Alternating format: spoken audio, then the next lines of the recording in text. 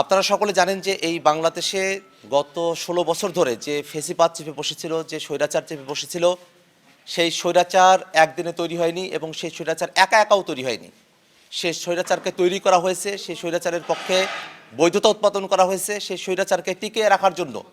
সব ধরনের ব্যবস্থা যারা করেছে তারা জাতীয় পার্টি। সেই জাতীয় পার্টির ব্যাপারে আমরা সরকারের কাছে বারংবার আবেদন জানিয়েছি যে যারা স্বৈরাচারের দোসর, যারা ফেসিবাদী, যারা ফেসিবাদীদেরকে বৈধতা দিয়েছে, তারা কোনোভাবেই সামনে নির্বাচনে অংশগ্রহণ করতে পারবে না। দুর্ভাগ্যের বিষয় হলো আইনের ফাঁকফোকর রেখে ফেসিবাদের দোসর যারা আছেন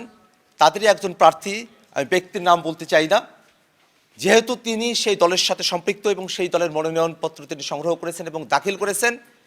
সেই মনোনয়নপত্রের ব্যাপারে যখন রাষ্ট্রীয় সংস্থাগুলোর থেকে আপত্তির কথা বলা হয়েছে, আমি বাংলাদেশের একজন সাধারণ নাগরিক হিসেবেই সেই আপত্তি প্রদানের পর্বে রিটার্নিং কর্মকর্তার কাছে আমাদের বাংলাদেশের সকল জনগণের পক্ষ থেকে এই ফেসিবাদের দোসরের মনোনয়নপত্রের ব্যাপারে আমাদের আপত্তি উত্থাপন করেছি। আমাদের আপত্তি উত্থাপন করা সত্ত্বেও তার মনোনয়নপত্রকে